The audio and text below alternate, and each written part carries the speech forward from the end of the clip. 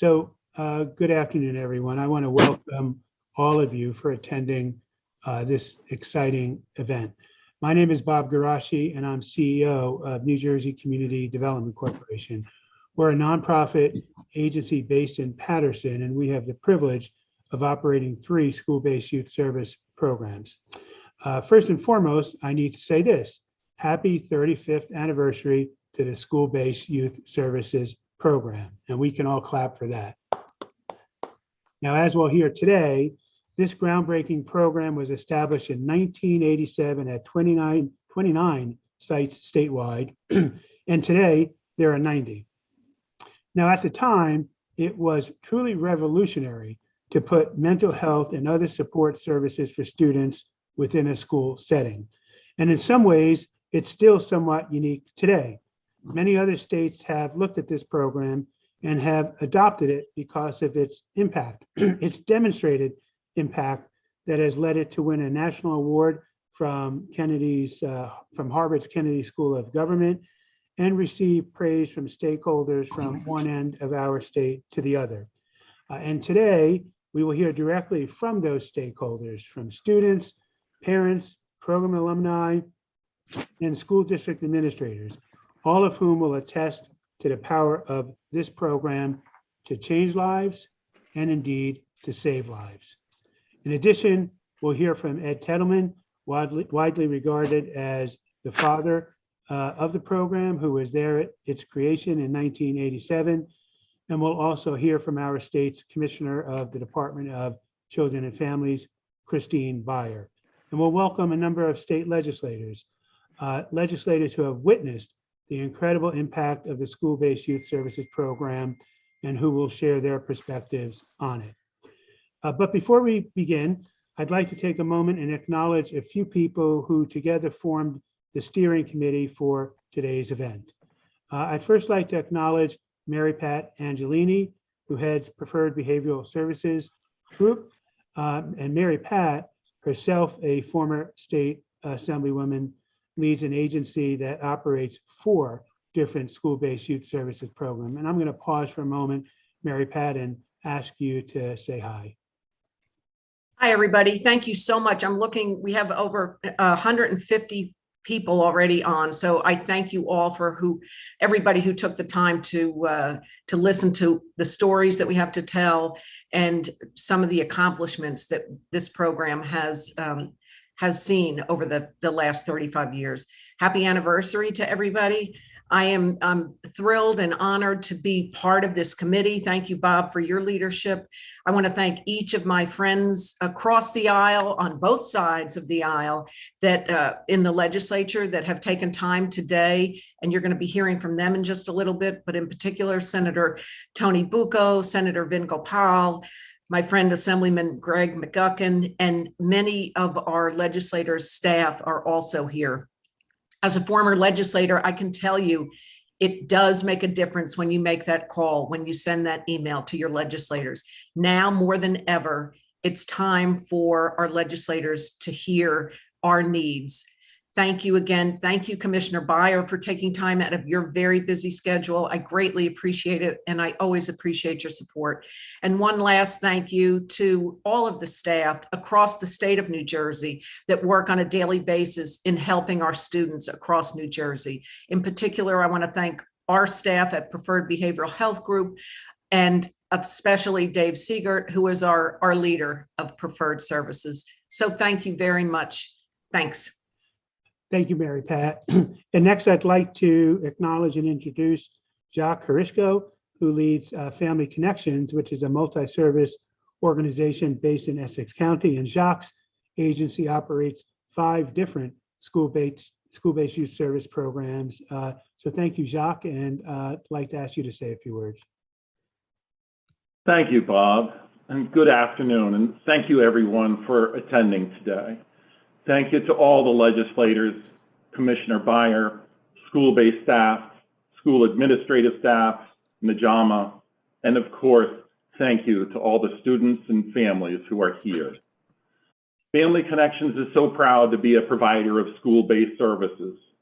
In each of our programs, and I know this is the collective goal of all programs statewide, we create unique and welcoming environments so that even when a student who feels they have no connection to anything at school, when that student walks into our space, they immediately begin to experience something different.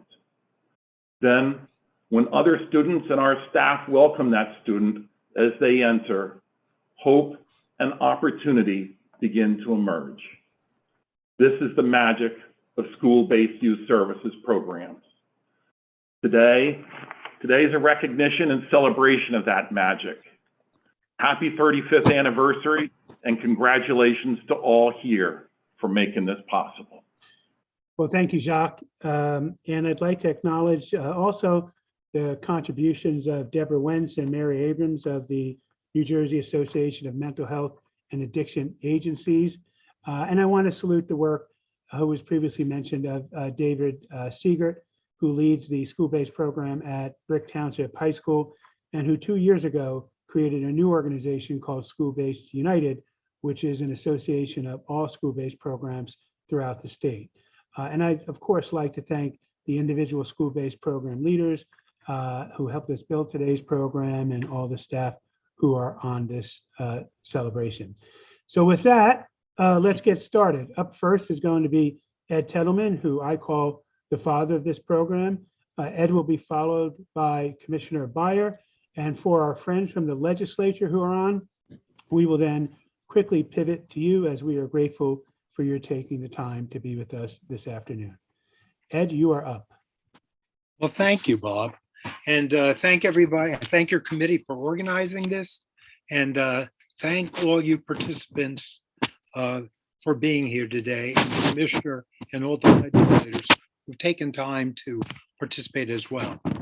Wow, 35 years and still making a tremendous difference in the lives of children and their families. Congratulations. I wish I was still there. We started serving students in 1987. And today I've been asked to speak about the start of the program and why we created it. But first, let me send some greetings from Drew Alden, who is the Human Services Commissioner, along with Governor Kane, allowed us to put this program together, who supported us, who nurtured the program. Drew is now the nationally respected president of KFF, an expert on healthcare policy and delivery. Drew said, he said to send his best, and he said, the program has made enduring success, and unfortunately, it is more needed now than when we started it. He also recalled our focus groups with students, and after going through the technical details of the program, one student said, Commissioner, you don't get it. I don't want to hear about all these technical things. We need a place where there are caring people we can trust. And that is what we do. The idea for the program started with us looking at adolescent statistics and hearing horror stories around the state about dropouts, teen pregnancy rate, arrests, unemployment, and I could go on and on and on about this. Before coming to the Department of Human Services, I was a senior deputy public advocate and was dealing with many of these issues, especially healthcare access. I also knew that teens and their families, although they may present with just one problem, actually carry a suitcase, a whole suitcase full of related issues. And once we have them in the door for that one issue, we hear about everything. And our solution to this problem was to create a program that provided one-stop shopping, so people didn't have to hustle through the community trying to find this. It's hard enough for adults to do that, let alone teenagers. We wanted to integrate resources to interrelated to problems in a student-friendly manner, not just for the seriously troubled youth, but for all students in the schools. We wanted them to be able to come into a friendly environment and have somebody, if they wanted to talk to somebody, they could. If they didn't want to and they just wanted to hang out, that was fine. But it created more and more people integrated with one another from all parts of the school. The program was designed as a community school collaboration right from the beginning. It was a prevention program that had core services, recreation, and flexibility to address local needs. I cannot emphasize the flexibility enough because issues arrive and programs need to address them, such as the pandemic that we've already been through. And interesting enough, this is not something that and remember, I was also a bureaucrat as the assistant commissioner, people are comfortable with, because you're changing programs, you're giving people some flexibility. Everybody wants to sort of count all the heads and the numbers, but you need in these kinds of programs the flexibility to address problems and work with the schools and work with the communities as those problems arise. Our core services consisted of primary preventive health care, drug and alcohol counseling, employment counseling, job development, summer job development and part-time jobs, individual family and counseling, and it also had the recreational and educational assistance and referrals to health and social services. Beyond that, we said to the communities, tell us what else you need. Speak to your students and have them tell us what you need. If it made sense to us, we approved it. Also, this was not a program that was just sprung on the school districts and communities. It received input from organizations that had an interest, including the Departments of Education, Health, Labor, Higher Ed, Department of Community Affairs, and stakeholders. Association for Children of New Jersey, Legal Services, local police and the PBA, the Mental Health Association, the Hospital Association, the New Jersey Association of Nurses, the WISE, and when we get to the school things, the New Jersey Superintendents Association, the Principals and Supervisors Association, School Nurses Association, New Jersey Business and Industry Association, bipartisan members from the legislature, the Social Workers Association, and it goes on. We covered the waterfront. We really wanted input from people. Jim Connerton, who was the president at the time of the New Jersey Education Association, told me after we had given him the initial proposal and asked him for his input, that this was the first time any department of state government had ever asked for their opinion before they sprung the program on them. This was huge. And you know, I hope it set a template for other departments doing programs to actually talk to who the stakeholders are going to be and not just wait for the criticism to come. So most importantly, though, we did focus group with students and family, teachers and school staff and community members. As Drew's students said, what we created was a safe, welcoming environment where it was safe to talk to adults. This program was bid out competitively. And we had the stakeholders on a panel that actually went through about 100 different bids and then came back with 29 initial sites. This is how well thought of the program was. One of our reviewers, and who was on the panel, was former Congressman Rodney Frelinghuysen. And Rodney was committed. He showed up at our meetings. He listened to what other people were saying. He was great. And so was everybody else. The business, Jim Woodford from the Business and Industry Association, totally committed and sat on the panel. 29 sites were chosen. They were urban sites, rural sites, suburban sites, and vocational technical programs. The program, fortunately, was staffed with qualified, caring personnel and very, very smart directors. I could list them all probably, It just take too long.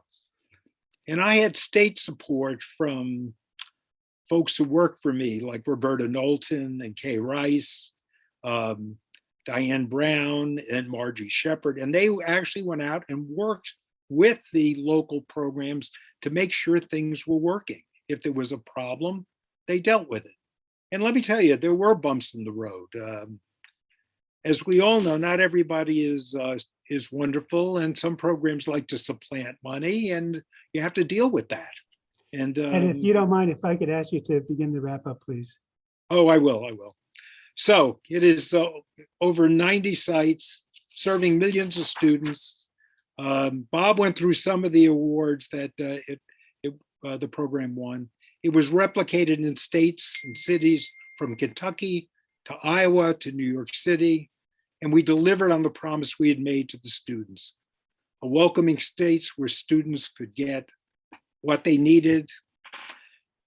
Ultimately, it reduced dropouts, prevented violence, supported educational goal, prevented teen pregnancy, and the list goes on.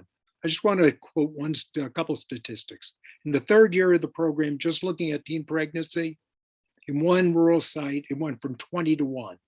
Camden reduced its teen pregnancy rate by 29%. So imagine all the lives that have been helped and saved over all of these. I could not be prouder than all you folks who continue to work in the school-based program.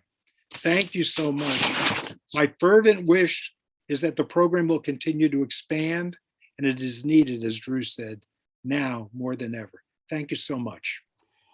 Thank you, Ed. And your memory is amazing. The contributions that you've given to the program over the years and continue to really are just a gift to all of us. So thank you, Ed.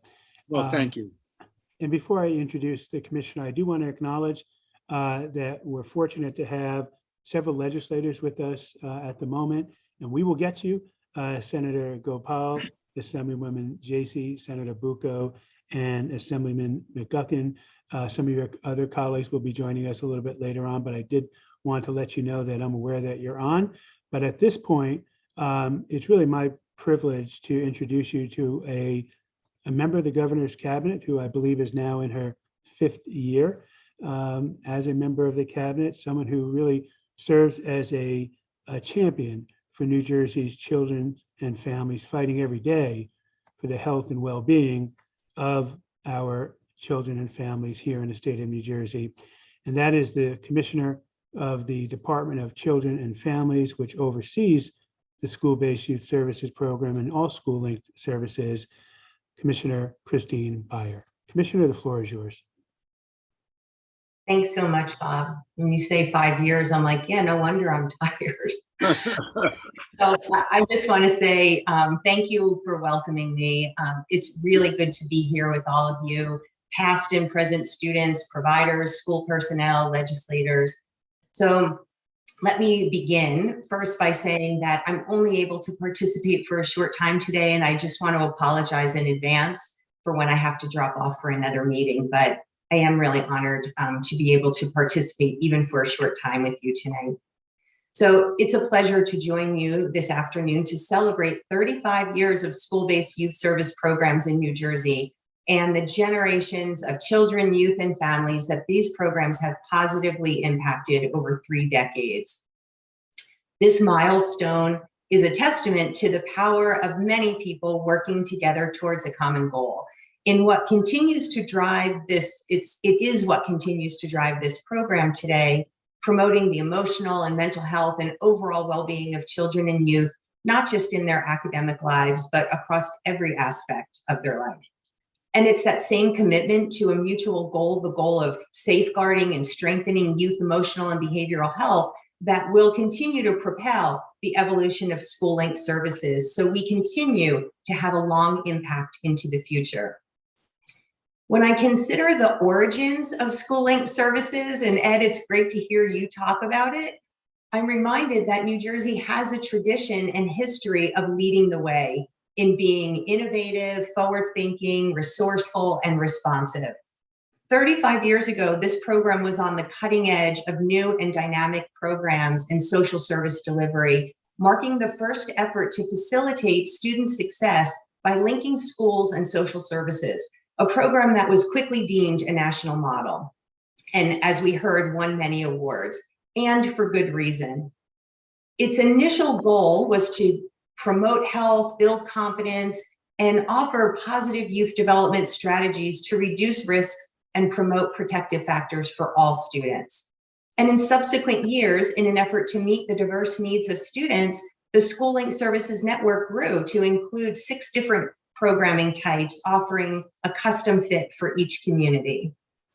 Schools are the youth hub of every community, and leveraging them as a launching point for strengths-based, prevention-minded supports shifts the conversation and subsequent action from protection to prevention, especially in child welfare circles. Over the years, the program continued to strive toward meeting the needs of its student body, the student body it served, and the communities it supported. But we know that much has changed since the inception of New Jersey Schooling Service Portfolio 35 years ago. Locally, New Jersey schools and communities have experienced substantial change. I was a high school student 35 years ago, and now I have high school aged and college aged children. So I know firsthand how schools and student needs have changed from then until now. And in that 35-year span, we've learned more about the many factors influencing youth development and student success. But we also know that our youth in New Jersey and across the country are facing some of the most challenging times of their lives. The effects of the last 2 years of the COVID-19 pandemic has fueled a youth mental health crisis. You can't open social media or open a paper or anything without having that right in front of our faces. Late last year, the US Surgeon General issued an advisory on youth mental health to raise awareness around what communities and stakeholders can and should be doing to shift this trajectory. Today, more than ever, youth need our help. Although the quote applied to individuals working in the medical field, the Surgeon General said it best when he said, "It is our moral responsibility to act." And really, we need to act now. As we transition out of the public health emergency, we have an unparalleled opportunity to build back better, in the words of our president, to modernize and expand the current network of schooling services in order to provide the much needed, effective, student-focused social, emotional, and mental health supports that are needed now more than ever. As it was 35 years ago, when the school-based youth service programs were first created, New Jersey is poised to lead the nation once again on innovating and providing state-of-the-art, evidence-based services and supports to our students. DCF is committed to continue work with our sister agencies at DHS and the Department of Education and Higher Education to coordinate and share resources. On this celebratory day, I invite each of you here today to join me to be bold, to be innovative, and to help evolve the network, to reimagine what it can and should be, to reach all students in all districts across New Jersey. We know anything is possible because 35 years ago, New Jersey dreamed big when it created a program that would revolutionize services to youth. So let's look to another 35 years to build upon a legacy to meet the needs of this generation and generations of young people to come. So on behalf of the Department of Children and Families, thank you for all that you do every day to keep New Jersey children and families safe, healthy, and connected. Happy 35th anniversary and enjoy the celebration. Well, thank you, Commissioner. Those words are certainly inspiring, and we really appreciate your taking the time to be here with us and to share that perspective.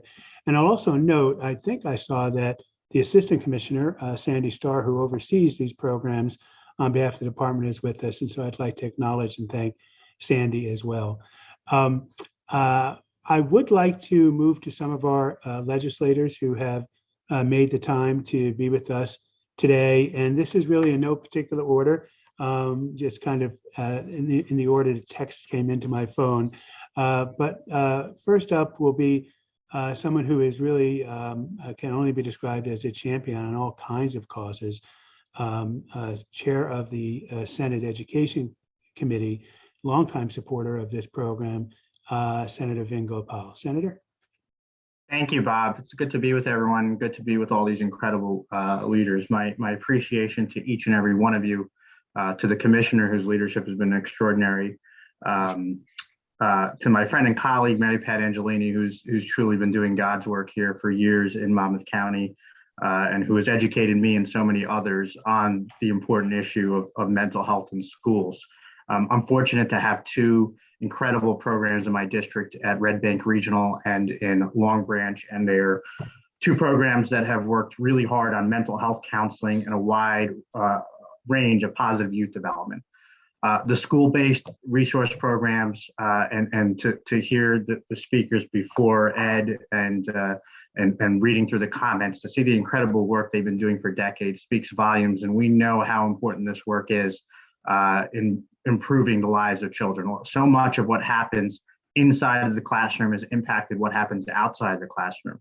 Some of you may have read an article last year, or it might have been 2 years ago during COVID, when a child started crying in the middle of her class in Monmouth County because she was hungry. And usually the school district was able to capture that, but now she wasn't even getting one proper meal a day. For that child to be successful in the classroom and have the same playing field as everybody else, they don't even stand a chance. So we were pleased to increase the budget last year by $5 million. That was one of my priorities in order to vote for the budget, was to ask the legislature and governor to increase the budget for $5 million for the school resource programs. I'm pleased to see Governor Murphy included that in the budget again this year. And my hope is to, as the commissioner knows, to continue to expand that in the years ahead. So it's an honor to be with all of you who are doing such incredible work in your local communities. And I thank you for the opportunity for allowing me to say a few words, and congratulations today on 35 years. Well, thank you, Senator. We very much appreciate your strong support of the program, and thank you for being with us. One of your colleagues, unfortunately, was with us and had to leave, Senator Bucco. I think, though, we've put some comments from him in the chat. I'd also like to say, though, that the fact that both you and Senator Bucco are here represents what I think is great about this program, which is the true bipartisan nature of it. There is no Democrat nor Republican way to ensure that kids' mental health and well-being is taken care of. And so we thank you and all your colleagues on both sides of the aisle for supporting this program as strongly as you do. And with that said, I'm using the word champion a lot, and it certainly applies to our next speaker, the great Assemblywoman from the county of Essex, Myla Jacey. Assemblywoman. Thank you, Bob. I appreciate that. And thank you, Senator, and all of my colleagues who are on, and the many providers who are on. I will be brief. I certainly do appreciate Commissioner Byer, your partnership and being there for 5 years is very important to the continuity of these programs. So school-based programs do indeed make the magic happen. I believe that sincerely. 2 years ago, we were immersed in the darkest days of the COVID epidemic. The state was in full shutdown. Our schools and businesses were shuttered. Thousands were infected with the virus, and there was no significant treatment or prevention on the horizon. Only 2 years ago. In the midst of this atmosphere of chaos, confusion, and fear, I received a frantic call on my cell letting me know the proposed budget contained a significant funding reduction for the schools-based youth services program. My passion for education is well known, so I'm not going to get into that. But perhaps you don't know that prior to joining the Assembly in 2007, I served for nearly 9 years on the South Orange Maplewood Board of Education. I mention this because when I was told the funding had been cut, I knew that this was a critical concern that needed immediate action. Within days, I had prepared and submitted a budget resolution, and I have a copy of it right here, that called for a $12 million increase in the proposed funding to a new line item of $15,866,000. This resolution had bipartisan support from the beginning. and that's important. The temporary number assigned to the appropriation was 15, demonstrating how quickly it was submitted. You rallied by Zoom to raise, you providers rallied to raise the importance of this programming for the nearly 100 participating schools, and your voices were heard loud and clear. There are few programs more important to students than our school-based programs, and the DCF and the administering entities are to be commended for the outstanding job you did in keeping these services intact via Zoom and Google Classroom during COVID. To say that you were a lifeline does not begin to adequately describe your contributions. The alarming number of teen suicides has always been of great concern, and I'm not going to go into the data because I know that you know them well. It remains one of the most difficult areas to address. And for those of you who are working on this and who see the results and the concerns around this issue, I thank you. Quality mental health services and supports to meet students' social, emotional needs are certainly at the top of the list of essential school-based programs that you provide. Your holistic approach also encourages assistance for every facet of pre-teen and teen life, including a healthy and safe school environment, family and community involvement, recreation, and summer programs. I could not be more impressed by or more proud of the depth and breadth of the work you do. And I am so happy that I was able to assist your efforts in some small way. As an aside, I have held mental health services in high esteem since my introduction and service on the Board of Trustees of the predecessor to Family Connections, which was Family Services of the Oranges, Maplewood, and Milburn and Child Guidance Center. I had to read that because it's so long. 40 years ago. Okay. So that was at a time when my kids were just beginning school. Now my grandchildren are beginning school. We have come a long way, but we have yet more to do. Congratulations on 35 years of improving the quality of life for our state's young people. Thank you for the sustained efforts of the programs.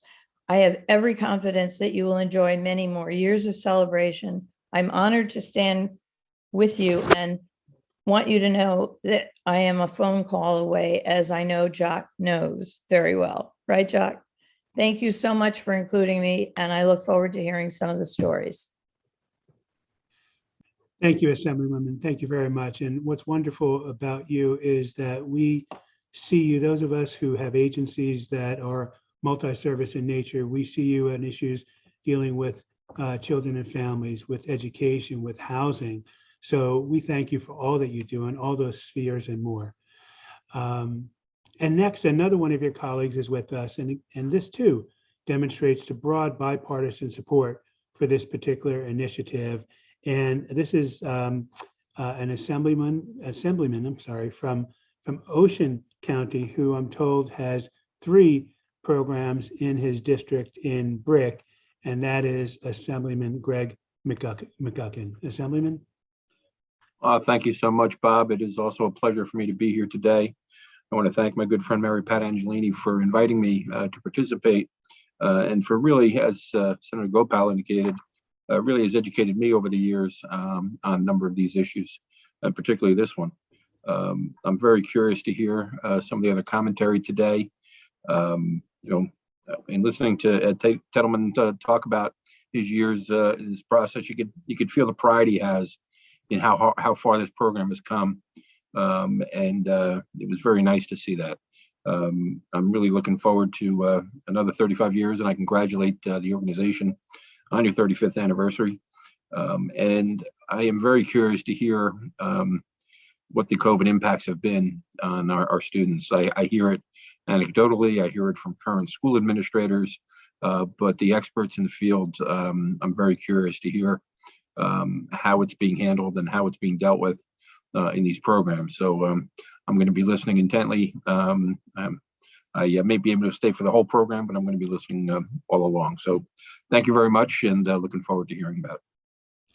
Well, thank you, Assemblyman. We really appreciate that. And you are the lead-in to really what maybe the best part, and that's the opportunity to hear from students and parents and others who know this program much better, quite frankly, than any of us who are administrators might, because they experience it each and every day. And so throughout the course of this next hour or so, we're going to hear from a number of them. And the very first one up is a student from Orange High School, and her name is Esmeralda Benoit. Esmeralda, are you with us? Yes, I'm here. Okay. Hello. Hi, my name is Esmeralda Benoit. I've been a part of the school-based programs for 5 years, since my 8th grade year to my senior year. Currently, I'm a senior, so it's very nice to meet everyone in here. So I like based off what Gregory said, how he wanted to see how the program supported people that went through certain things during quarantine, and he wanted to hear about our stories. So me personally, when quarantine started, I was kind of fine. Like the first couple of weeks, it was okay. Then, as months passed on, I started to kind of get in a little depressive mode, because it was like students, I'm accustomed to seeing my teachers, my classmates, interacting with people. But the only people I was interacting with at that time in quarantine was my brothers and my mother. And it was like, okay, it's nice to spend time with family, but it was like, it felt as if I wasn't, being out there in the world, meeting new people or talking to the people that I used to talk to, like I was alone. So I was so used to being with my family that it came like, oh, is this gonna be like this forever? Is, Corona gonna ever go away? Or am I going to, have the life that I wanted to? Because my whole high school year was kind of taken away from me, because I was a sophomore when I first came. And then as soon as Corona came, it was like, that was it. Then my junior year, I was still home. Senior year, now I'm here in the building, in person, which is better for me. Because even as I was kind of going through my little depression phase that I was going through, the space was here for me, thankfully. I was able to have one-on-one therapy sessions virtually with Miss Yu. She's a part of one of the staff, a part of the space. And I was a part of some programs which I could actually talk to some of the students that I used to see all the time virtually. We had groups such as women empowerment. It was like, what was the other group called? Spectrum. Basically, yeah, grief group. Spectrum was basically for people, who were LGBTQ or who were just not, and were just, straight, and to participate and, talk about our opinions on how we feel like people act towards the people that's, LGBTQ or straight, and things that they went through that stereotypes or how people treated them and everything. And the grief group was just kind of talk confidentially about our experience of griefs that we went through with other students. And it actually made me feel, like I had people who understood me and that was there, like the staff and the students that was there participating virtually, which was very helpful because it, I still had my social, being able to be social with other people, while some people didn't get that. They were, home, didn't really have anybody to really talk to. So, because coming back from quarantine, it was kind of really hard to talk to people more because I was so used to just being with my family. But, I through the space, we had our programs and everything, we interact with the students and, have games and trips and everything. I was able to, rekindle that experience of being able to feel comfortable with other students that I used to, interact with. And honestly, before even quarantine, I was so used to, because before the space, as I said, 8th grade through 9th grade, I was in the Zone, another school-based program. And I was so used to being around, like, you know, people to the point, like this, it's not even everyone, just certain groups, because I was so used to seeing them that I ended up kind of getting a bond with them, like they were my family. So when the whole Corona thing happened, it was like I got separated from my family and I didn't think that I would ever get to see them again. But thankfully, they're still here and they're actually watching this right now. So hi y'all. But yeah. Yeah.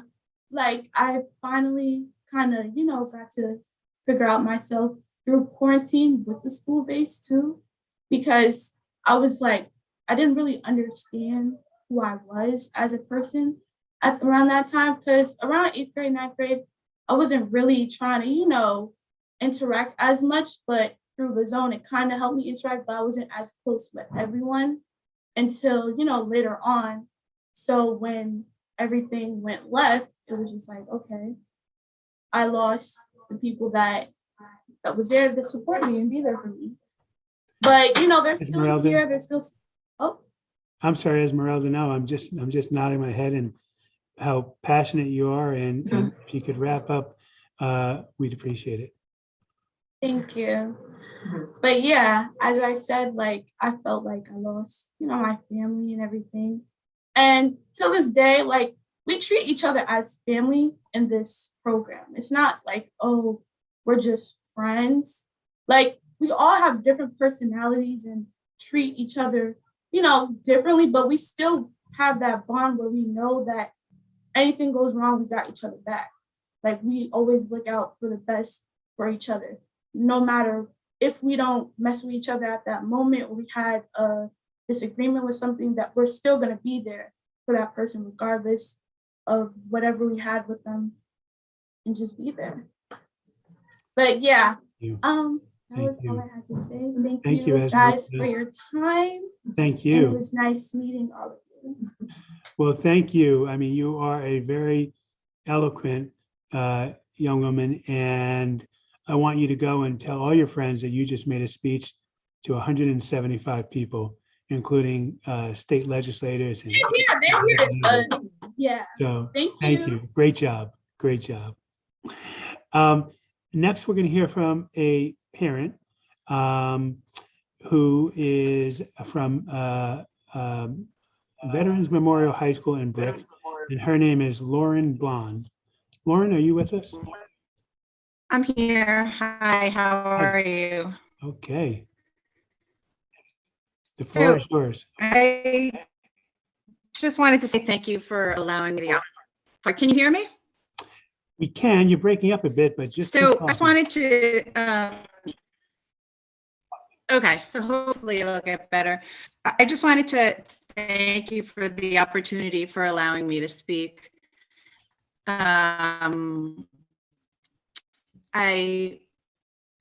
I was asked to speak, I kind of jumped at the opportunity because this is something I feel so strongly about.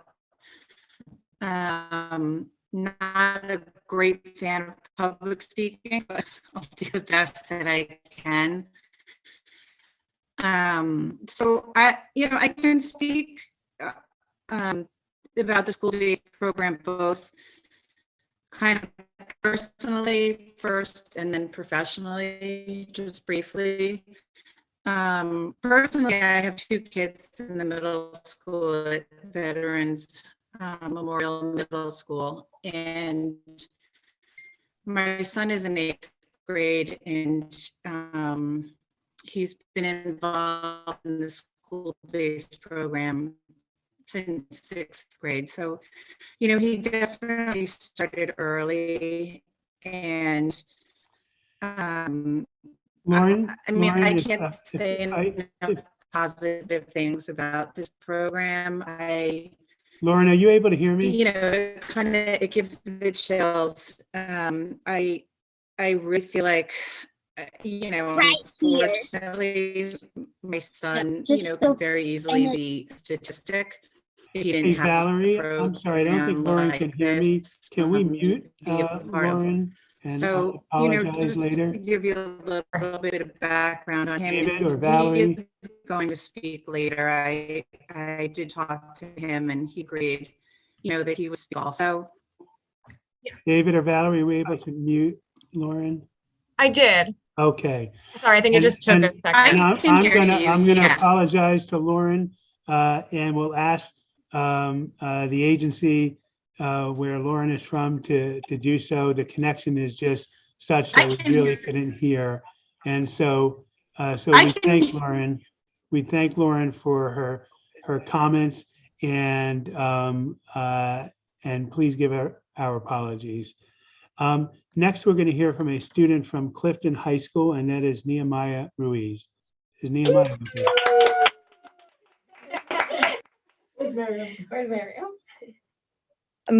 I don't know if that's the right name, but my name is Ma'am Jabril. You guys can call me Madi. But yeah, I'm repping Clifton High School. Shout out to Passaic County. That's where I stay. But yeah, I mean, I ended up in the teen center during COVID. That's how I got introduced to it. I went there was a couple workshops. I was like, all right, this is cool, but I never really was consistent with it until I got to school because they messed up my schedule. I no longer had lunch with my friends. I'm like, oh my God, I gotta sit in a bunch of, a table with a bunch of strangers that I don't know. And like, like the first speaker said, socializing after COVID, it was like a no-no, so I was just really trying to stay away from that and really just trying to, stay in my own lane. And so I ended up in the teen center and they were very welcoming, like Miss Hass, Trish, Miss Kay, Betsy, who was there, like everybody was like, okay, this is a vibe. And what made me feel even more comfortable was that it was all girls. Like just like coincidentally, it was just all girls.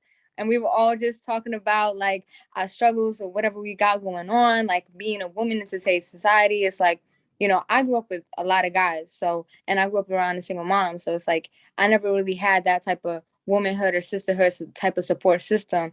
And yeah, like I was able to understand what it meant to be part of something bigger, unity, community, that's number one in my family. When you get up, you got to give back. That's number one. So, with the teen center, it really formed that bond and that tight knit community with all the students around. And I peeped that. I'm like, oh shoot, like I know I would not say hi to you in the hoes. Like I know I would not like say like not being on some Hollywood or not. None, like it's just so many different people from different backgrounds and cultures and groups. It's like and grades too. Like I'm besties with a freshman. Like I like me and her, besides that, we wouldn't even be, conversating or anything like that. But when I'm in the teen center, it really gave me that opportunity to reach out to people, get that mental health resource that, I didn't even know that I needed.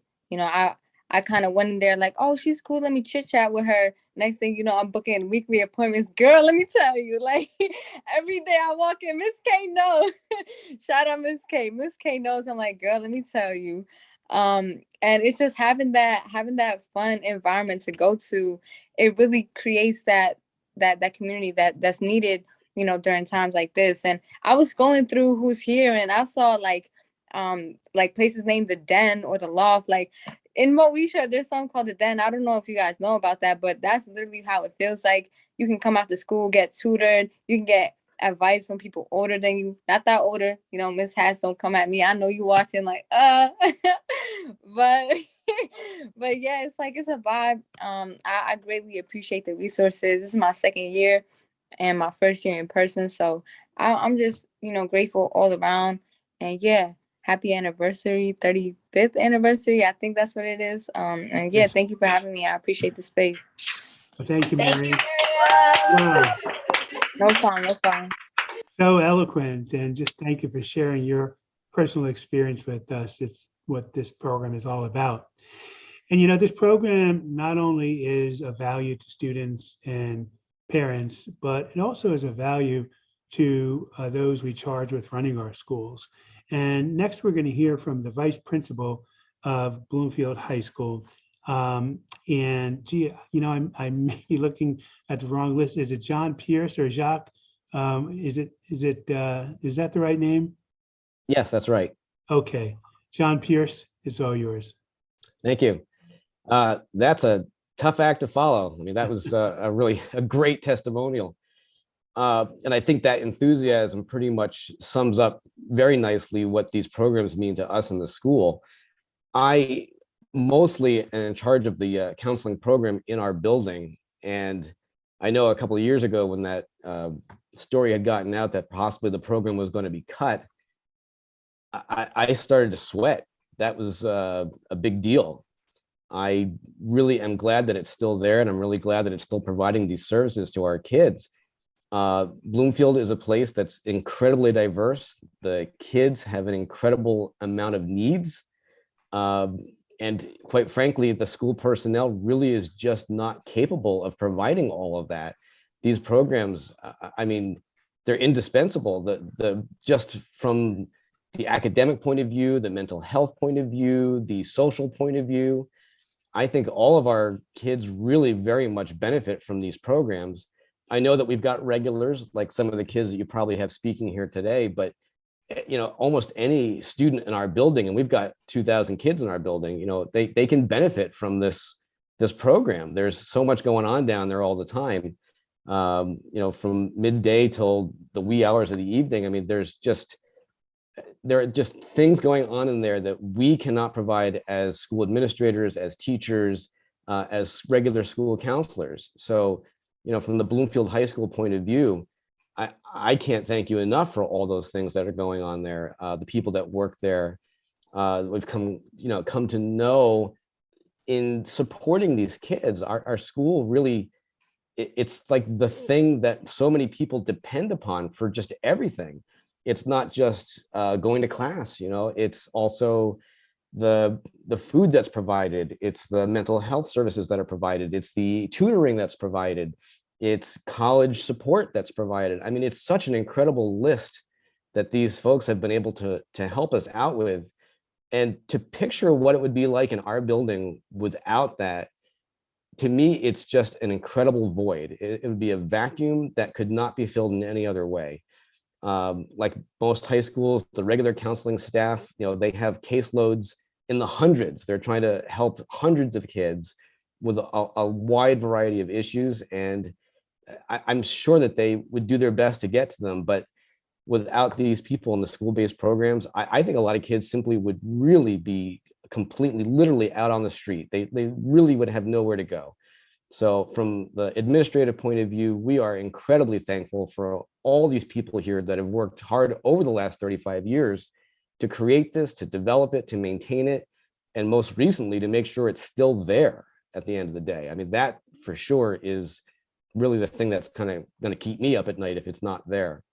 So on behalf of those of us who work administratively, we are very much in debt to you and everything that you do for us. Well, thank you, John. That really was an incredible testimonial from the perspective of a school administrator. So thank you for joining us and sharing those words. Also, important voice in all of this are program alumni, those who have gone through the program and have moved on beyond high school. And we have an alumna who is with us today, an alumna of the program at Carteret High School. And I hope I say your name right, Sadira Esanson? Sadira Esanison. Okay, yes. It's all yours. Yeah, close enough. It's okay. Hi, my name is Sadira Esanison, and I've had the privilege of being a part of the school-based youth services program at Carteret High School, known to me as Pathways. I've been a part of a school-based youth services program since I was in elementary school. And the support of these programs that is provided towards students as well as families has always been phenomenal. Moving to Carteret, Pathways school-based program definitely was a little bit different than the other ones that I have been a part of because they were able to contribute a lot more to the students. Overall, Pathways has been a safe space for me, and I'm super lucky to get to experience that, whether it was through homework help, college preparation, or just overall being able to get together for a club or have a one-on-one meeting with one of their lovely staff. They're my favorite. Being a part of a school-based program, I have to say, is the highlight of a child's education if they decide to take advantage of it. They provide spaces for families to acknowledge their child's needs and give their child the best shot at being successful when other things come along. From personal experiences where the right thing wasn't always on my mind, I have always had the privilege to be a part of a program where I could talk to someone and get a lot off my chest. From a young age, my mind was already altering because of these programs, and it has allowed me to be more responsible, dependable, and it has let me see what it feels like to be counted on and counted in at all times. It's not always easy being a high schooler, middle schooler, or even a parent of a child in the educational system. The educational system that used to exist does not necessarily exist now. So as the transitions happen through generations, as well as in the school systems, kids have been led to grow up faster or grow up differently than they choose, and they face many more stressors. I can't speak today. School-based programs definitely meet the needs of many students around the world and relieve some of the stress off of a lot of parents. I know for a fact that my mother appreciated my time at Pathways, as well as the relationships that I continue to have with the staff and students. Having school-based programs shape you, whether you would like to admit it or not. It opens doors that students never expected to open, which gives them a chance to be comfortable, grow up, and learn without fear, as well as giving them a space to go and relieve stress and get a lot off their chest when their heart is heavy. Their mind, I cannot speak today, or their mind is a little clogged. Breathe, Sadira. Okay.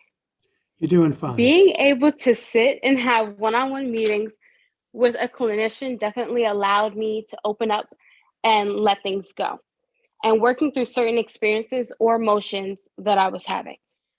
The transition between being a kid and being an adult happens in high school. And so a lot of teenagers have situations that come along or different emotional transitions that happen within a span of a year or sometimes even months. Growing up was not always easy, and you did not always have the correct influences around you, or you weren't always in the right headspace.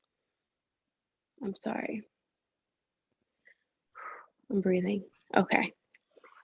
And I wasn't necessarily a bad kid in high school or at all, or a trouble kid at all, but I definitely was in need of someone to talk to and a space to confide in.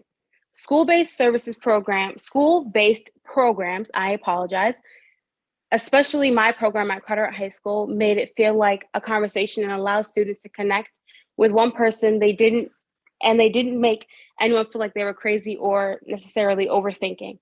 Mental health is the most important thing to a child or a teenager, or anyone for that matter, because it allows you to think and function.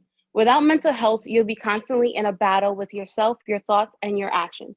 School-based programs allow students who are stressed out from working to help their families, stressing over homework, or many other issues that come along feel assisted and shown appreciation.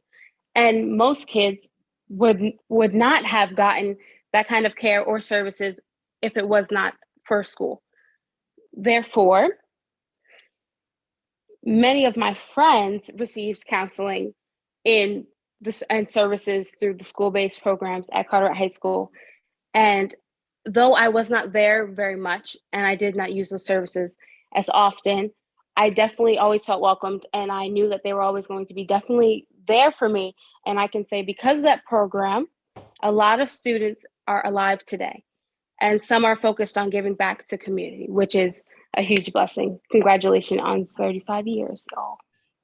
Thank you, Sadira. You did great. No problem. You did great. And so heartening to hear that programs impact on you. I'm going to ask, we do have a number of speakers still to come, and we want to hear from all of you.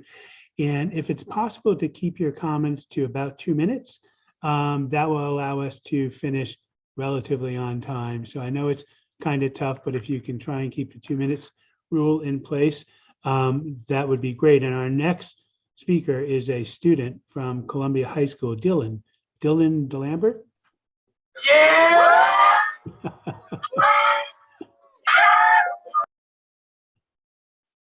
How y'all doing? My name is Dylan Lambert. Go ahead, Dylan.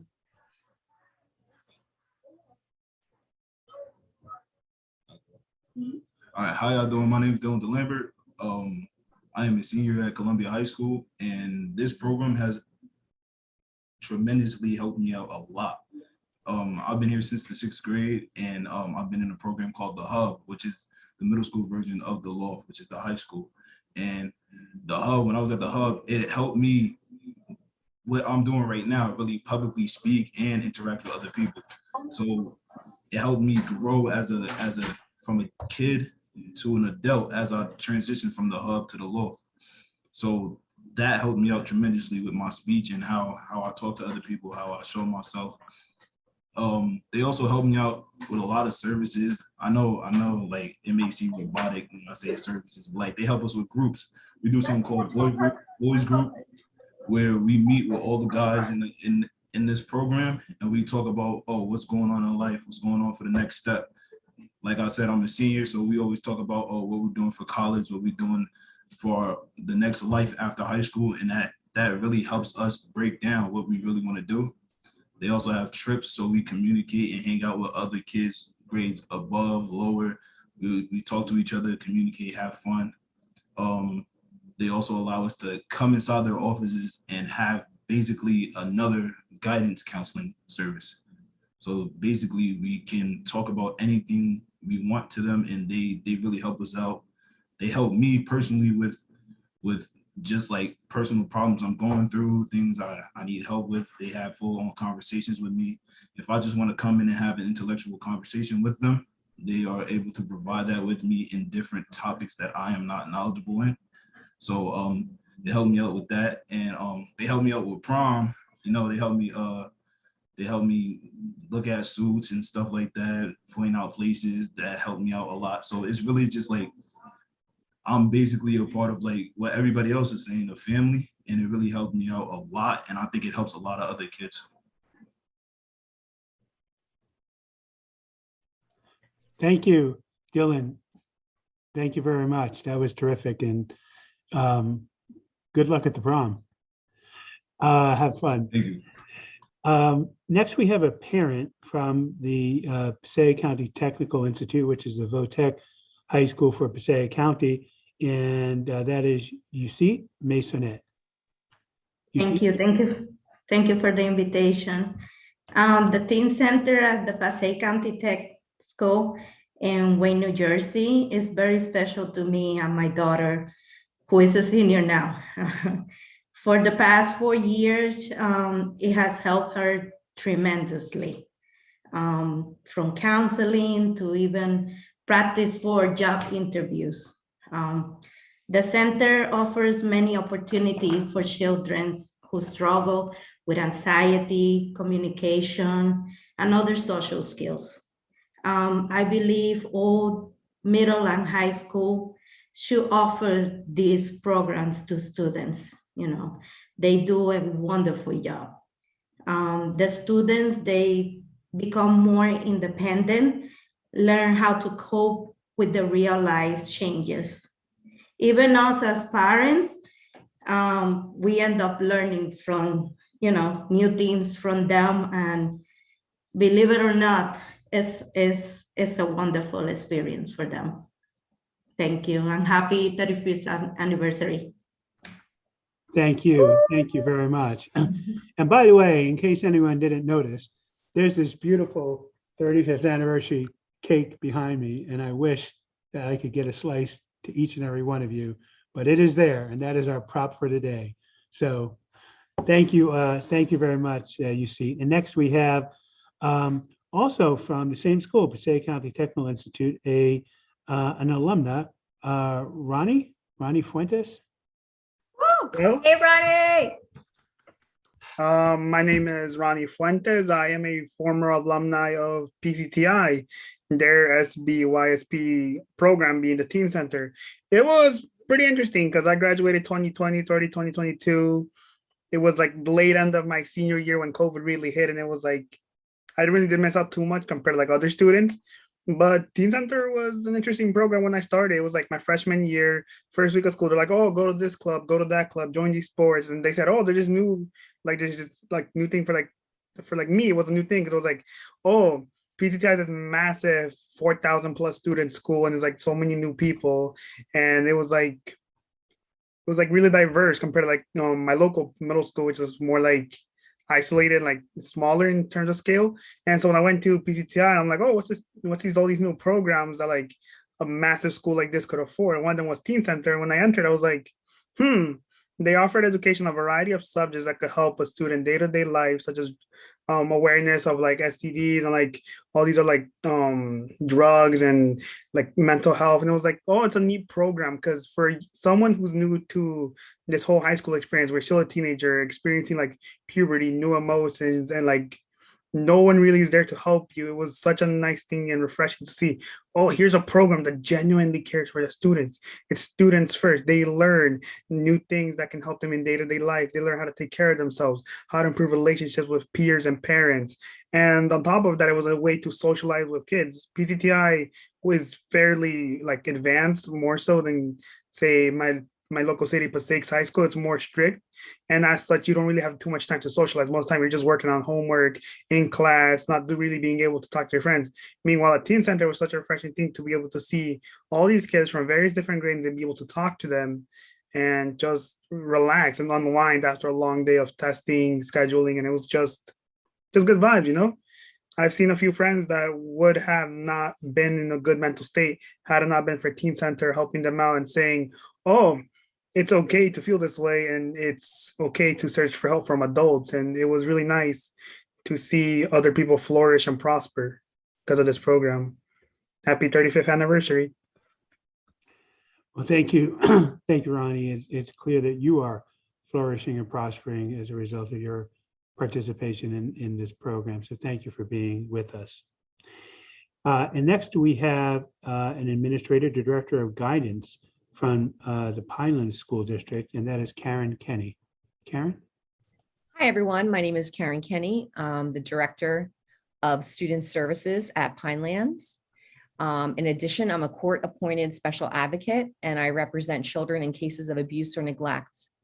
I'm beyond honored to be here to celebrate 35 years of school-based youth services, and my heart's bursting with gratitude as I listen to the tremendous impact with all of you here today.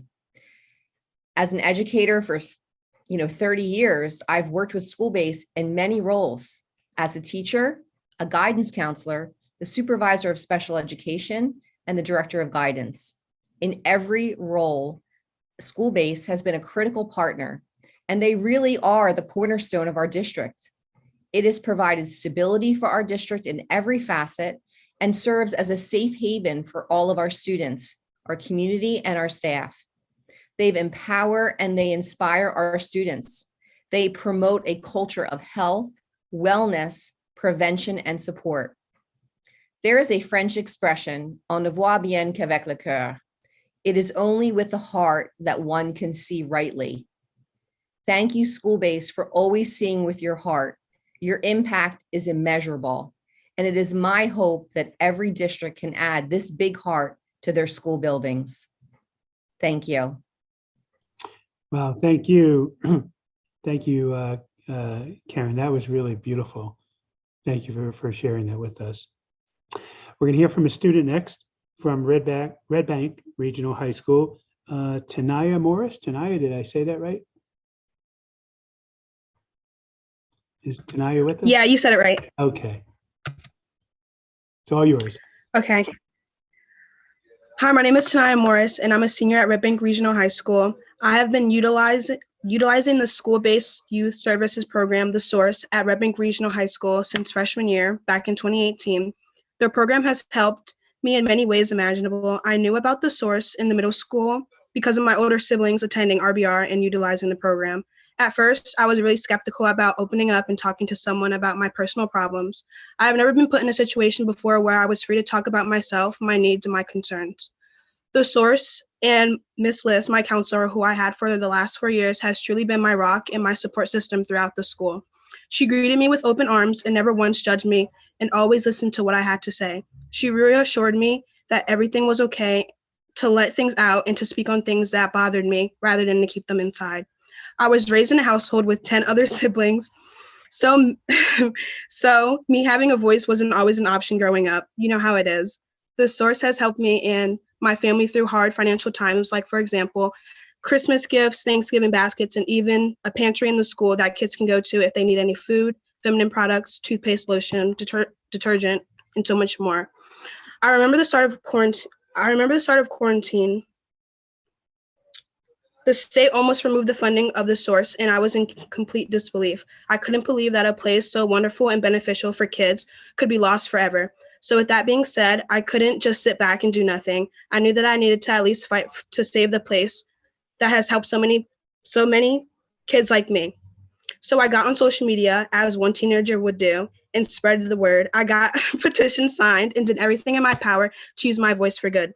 Miss Liz instilled in me the importance of speaking up for others, speaking up for things that I believed in, and just ultimately doing the right thing. Since then, the source has remained at RBR, and I encourage my peers and underclassmen to utilize the source because they are here to help and assist us. The source has also helped me with college applications, and I'm proud to say that I will be attending the University of Norfolk State University in the fall. Every school should have a place like the source where they can feel included and have someone to talk to, even if they're having a bad day, or stop by Mrs. Keller's office to pet Riley, Mrs. Keller's certified therapy dog. Happy 35th anniversary, and thank you for having me. Wow, that was wonderful. Thank you. Thank you so much. I just want to make sure I'm told that Senator Nellie Poe is joining us. Is the senator on at the moment? I didn't quite see her, but if not, she should be on momentarily. And I am, Bob. I'm not in my, how are you? I'm not in my usual place. So, and I was able to find a corner where I can actually log on so that I can participate. I know that you've had a series of other speakers, and I'm just sorry I wasn't able to join you. As you know, I was traveling today, but I wanted to at least spend a few minutes to join you in this 35th anniversary celebration. thank you, Senator.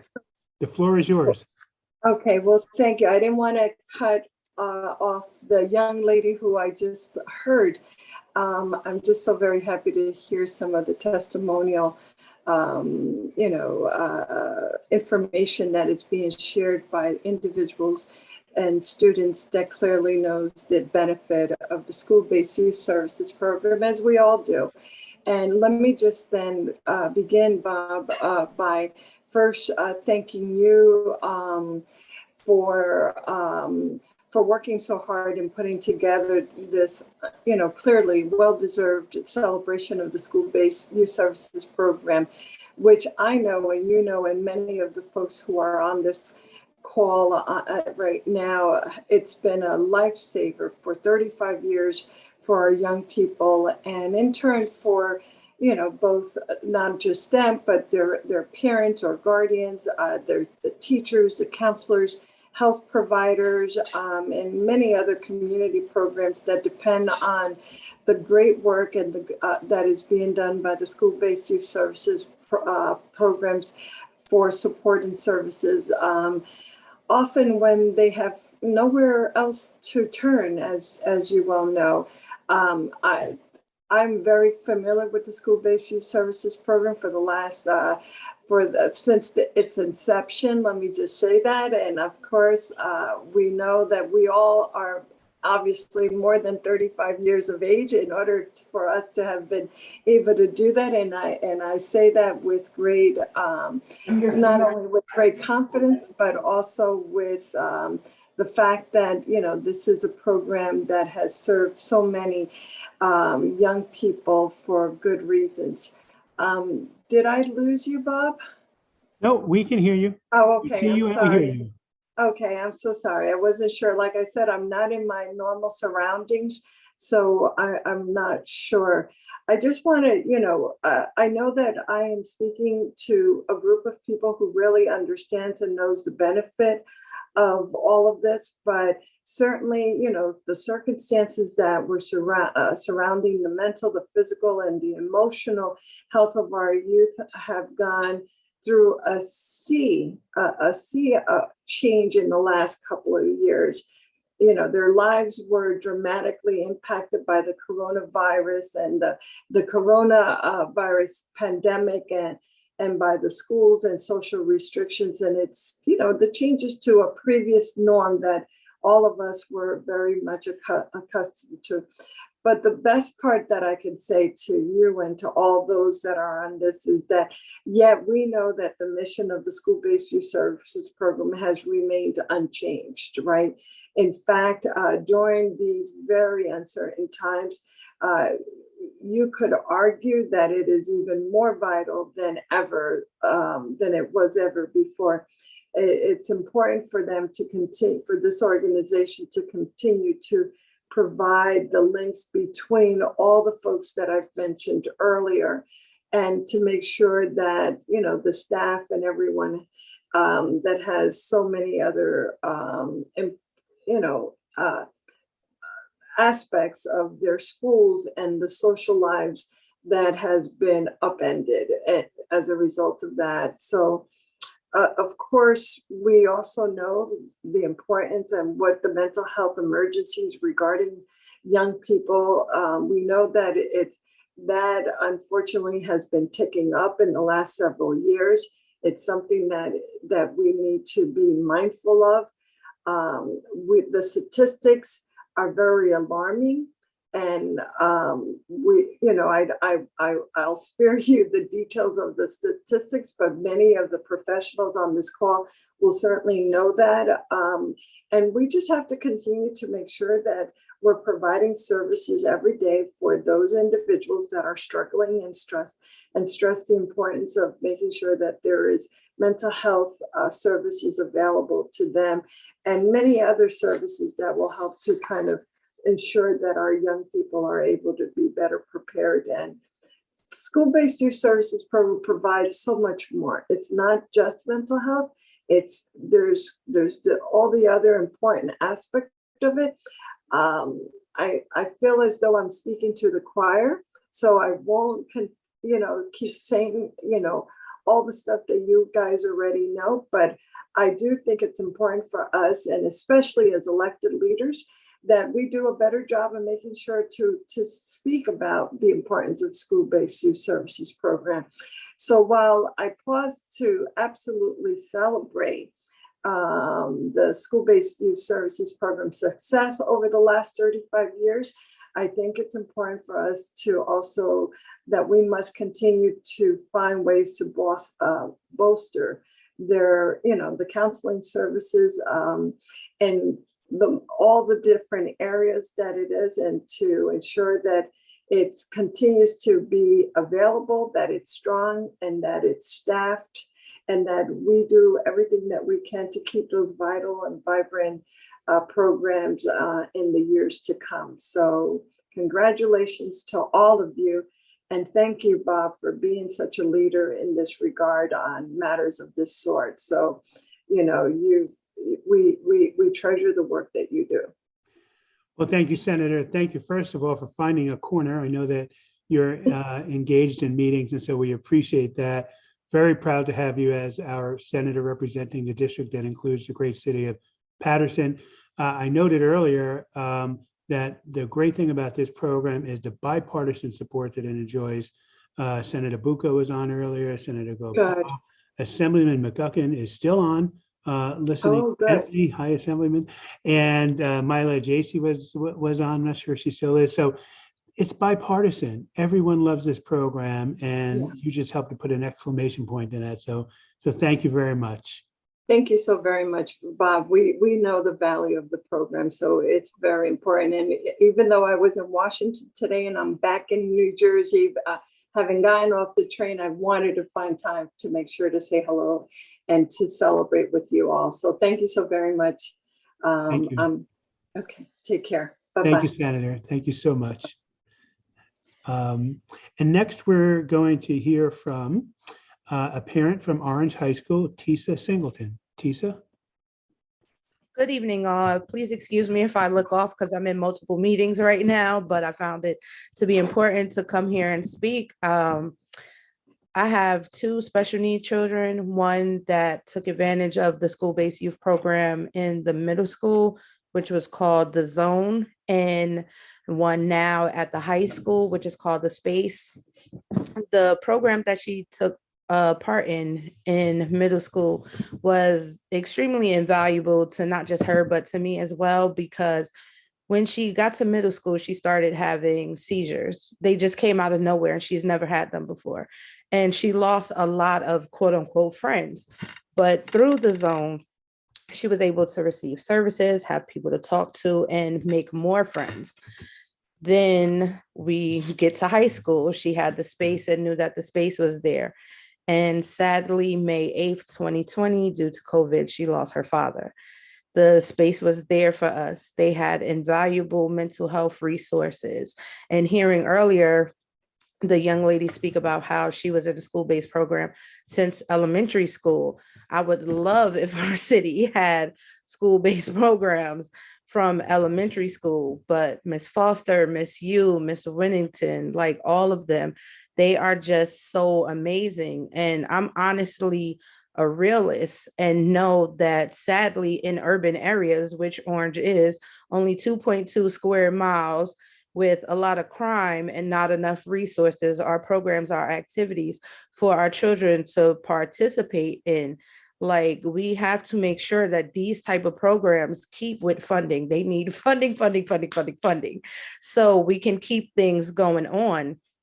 You know, sadly, the beginning of this school year, the Space actually lost a former student due to gun violence right near, in between a high school, a middle school, and elementary school. A student was shot in front of the fire department. And it's just like, it's so sad. All of the things that these kids have to deal with. The Space has been there for us as parents as well. They give us a meeting time. We get to meet up, even though it's still been virtual and we love to meet in person. Hopefully the next meeting is going to be in person, but you know, they're just there for us. They're there for our kids.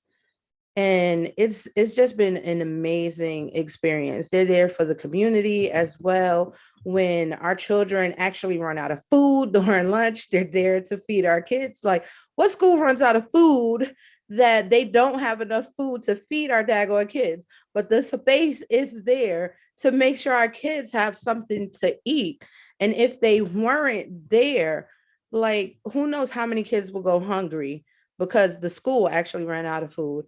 Or when the kids are having issues with teachers, they're able to go there and talk to the people at the Space, you know, and have somebody be there for them. Yes, there's guidance counselors at the school, but even at times they're always busy. The people at the Space, they're always there to listen to our kids, to listen to us, to give us resources. I'm an educator as well. They give me resources and I'm able to turnkey with my students and their parents. And it's just, you know, it's been an amazing experience with them. And we have to make sure that 35 years doesn't stop anything, that it keeps going, as somebody else said, another 35 years and another 35 years, because not just children, but parents and everybody needs these type of resources.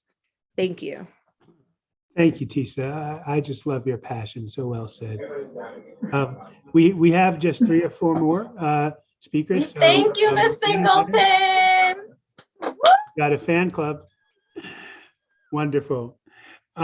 Next, we have a student from Passaic Valley High School, and her name is Summer Corto. Summer? Actually, Corbo, but thank you. Hi, I am Summer Corbo. I am a junior at Passaic Valley, and I've been using the program for pretty much my whole experience. COVID hit me in freshman year. During that time, I did lose a beloved grandfather, and I did use the resources that were provided with, you know, the teen center. I really didn't have any friends. I came from a relatively small town, and I really just didn't really feel like I fit in, but then I went to the teen center and I was able to find people. I was able to utilize their resources for college, and all their workshops have been absolutely beneficial to me and a lot of other students. And I'm just really, really glad I get to utilize this space and be able to grow as a person and be able to learn how to work with others to get to a beneficial end goal for everybody. Okay, Summer, thank you. Thank you very much. Appreciate your being here. That was wonderful. And next, we're going to hear from an alumna who had attended Orange High School. She now attends Stockton University, Erica Holmes. Erica? Hi, can you hear me? Yes. Hi. So I'm Erica. I'm currently a sophomore at Stockton. I graduated 2020. So like right in the middle of COVID. But I attended the zone in middle school, but I also attended the space in high school. I'm trying to think, when I first attended, it wasn't really like voluntary. I had family problems going on at home. And so I was given an ultimatum by my parents, either see a therapist in school or a therapist out of school. Either way, I was going to therapy. So I chose the space because it was more convenient. And I think the first person I spoke to there was a lady. I remember we have the same name. That's how I remember her. Her name was Erica. I don't think she's there anymore, but she kind of helped me throughout the rest of my junior year, because that's when I went. And then my senior year, that's when COVID started. Very, very traumatic. Hated it. 10 out of 10 would not recommend. But I think the most challenging thing was the transition between high school to college, because, you know, our whole graduation was canceled. We didn't get anything. And on top of that, we were stuck at home and I didn't really know what I was doing. I don't think anyone really knew what they were doing, because it was just getting started. You know, everything was at its peak. Everything was chaotic. And that's when I was connected with Mrs. Yu. And she was my therapist for a while throughout the end of my senior year. And she even got me through the first part of my freshman year here at Stockton, because for anyone who doesn't know, Stockton is a PWI. So it was kind of a culture shock being that I went to a predominantly Black high school. I didn't really fit in anywhere. So I had to, she kind of was a safe space for me to vent. And that on top of the continuous family problems that I was having at home, she definitely helped me through a lot. And yeah, I do plan on like giving back by volunteering at the space during the summer. So yeah, I don't want to take up too much of your time. I don't really have anything written down or anything, but congrats on 35 years and all that. Yay, Erica, we love you. I love you. I think you said it all by the fact that you're going to go volunteer back at the space. I mean, that really is wonderful. And so thank you for sharing your experience with us. Of course. Thank you, Pat. Sure. And we're almost there. We have an administrator and then a student to close out. And so the administrator is Dr. Shadeen Bilal, Vice Principal of Orange High School. Dr. Bilal. Hello, everyone, and good afternoon. My name is Dr. Bilal. So I've been working with our fabulous youth-based services team. They come in between the videos between TISA and our former student for 4 years now. They've been such a great resource of support for our students and families. I have watched students go from repeatedly getting suspended to taking on leadership roles in the school. The team at this space has come through to provide students with everything from coats in the winter to weekly groceries delivered straight to their household. We are truly thankful to have them in our corner, and we'll be grateful to have them continue their support, both socially and emotionally, at our school and our district. I just want to say to Miss Yu and Miss Foster, Miss Whittington, they're on right now. You guys are amazing. We are so blessed to have you, and hopefully we can continue to have you serve our students. We love you. Thank We love you. you, Dr. Bilal. Thank you. We love you. We all love you. Thank you. Thank you so much. And our final speaker today is going to be a student from Veterans Memorial Middle School in Brick, and that is Trevor Blond. Where? You turn it thing Hold right on. there. Click that. Oh, right there. Is Trevor there? Oh, Hi. hello. Hello. How are you? Tell us about yourself and the program. So the school-based program has given me someone to talk to when I felt like no one else was listening. At first, I liked it because it is in school and I could go down there anytime. I don't usually like to do my schoolwork, so it gave me a break from class. Over time, though, I realized that going to school-based helped me learn to trust people and that I had someone to talk to who would listen to me and help me. School-based has helped me more than the other therapists and counselors because they're nice and help me during the day in school. I always know that there's somewhere to go during school if there are problems, and they will always help me out. I don't think I'd be graduating 8th grade this year and doing as well as I am if I didn't have the school-based program. There were some days that it was the only reason I went to school. Next year it will be different because I'm changing schools, and the thing I'm going to miss the most about middle school is talking to Randy, my school-based therapist. This program has changed my life and helped me for the better. So let me just say this, Trevor. I could not have scripted a better ending to have you as a student conclude today's program by saying that, you know, some days the only reason that you went to school was because of the school-based youth services program. I think just encapsulates everything that this celebration has been about. So everyone's been a star, but especially you today for sharing those thoughts with us. So thank you very much. Wow, what a high note to end on, everyone. Don't you think? This has really just been a terrific way.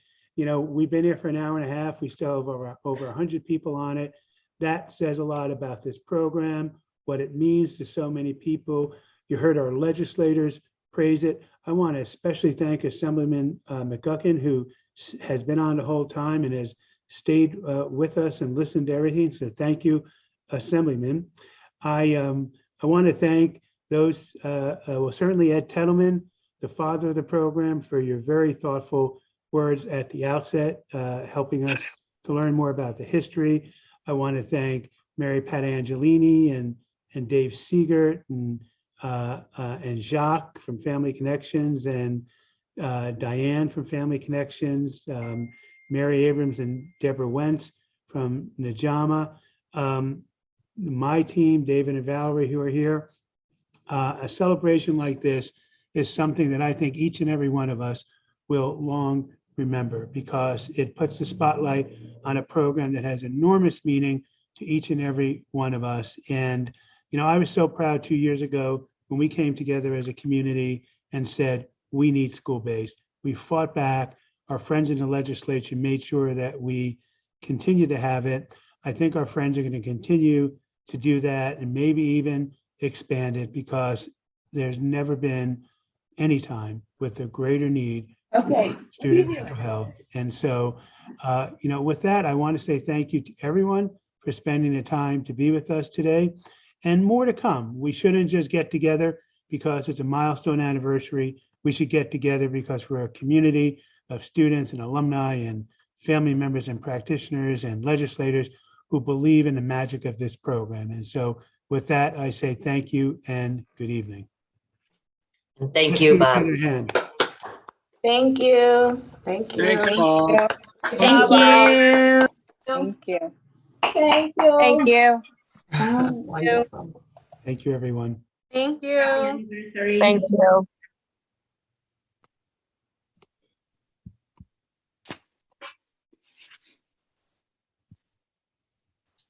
Beat the cake. Thanks again.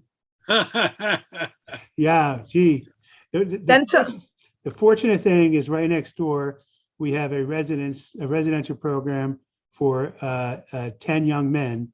And that's exactly where this cake is going. And within 10 minutes, it'll probably all be gone. Worthy. Good, good. I'm glad That's it's going great. to a good home Yes. and to Dave, good and deserving bellies. and my colleague, David, you need to be the courier of this cake. So come in and see me. Got it. Thank you again for leading us. Thank you, Ed. Ed, we'll talk. Thank you, everybody. Okay. Yeah, we'll talk. Absolutely. All right. Thank you, Bye-bye. everyone. Take care. Bye-bye.